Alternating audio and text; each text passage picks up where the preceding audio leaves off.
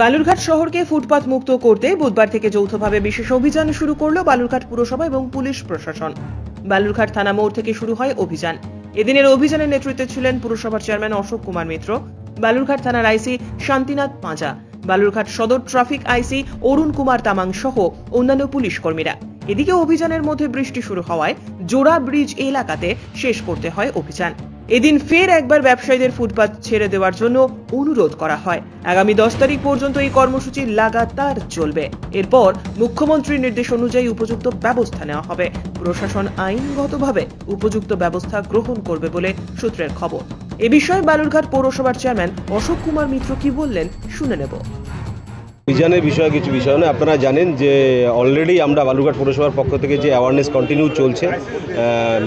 বালুরঘাট শহরের কিছু কিছু ব্যবসায়ী যারা তাদের যে নিজস্ব যে ব্যবসায়িক প্রতিষ্ঠানটা রয়েছে সেটাকে তারা কিছুটা এক্সটেনশন করিয়ে দিয়ে ফুটপাতের মধ্যে হয়তো তারা চলে এসেছেন। তার যে সার্ভেটা যে কোন ব্যবসায়ী এইভাবে রয়েছেন, এবং পাশাপাশি আমরা বালুরঘাট পৌরসভার পক্ষ থেকে জেলা প্রশাসনের পক্ষ থেকে আমাদের যে গত 2 তারিখে যে মিটিং হয়েছে যে আগামী 10 তারিখের মধ্যে যাদের এই ধরনের এক্সটেনশন আছে পার্মানেন্টলি বা টেম্পোরারি, তাদেরকে বলে দেওয়া হচ্ছে যে আপনারা সরে যান 10 তারিখের মধ্যে, এবং যদি আপনারা সরে না যান তাহলে কিন্তু 10 তারিখের পর প্রশাসনিক ব্যবস্থা গ্রহণ করবে।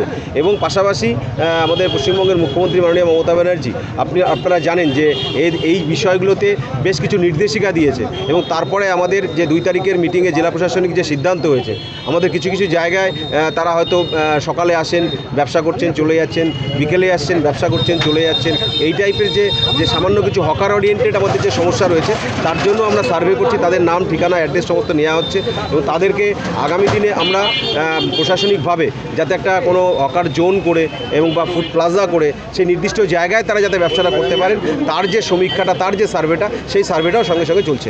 এরকম উচ্ছেদ এর আগেও করা হয়েছিল, কিন্তু তারপরেও এই তারা রাস্তা দখল করে ব্যবসা করছিল। এই ক্ষেত্রে এবার কতটা গুরুত্ব দেওয়া হবে বা কী সিদ্ধান্ত নেওয়া হবে? আপনারা জানেনই যে এটা আমরা কাট আউট টাইম একটা দিয়ে দিয়েছি। আগামী 10 তারিখের মধ্যে যদি তারা সরে না আসেন, সামান্য কিছু ব্যবসায়ী, বেশিরভাগ ব্যবসায়ী কিন্তু তারা তাদের নিজস্ব প্রতিষ্ঠানেই ব্যবসাটা করছে।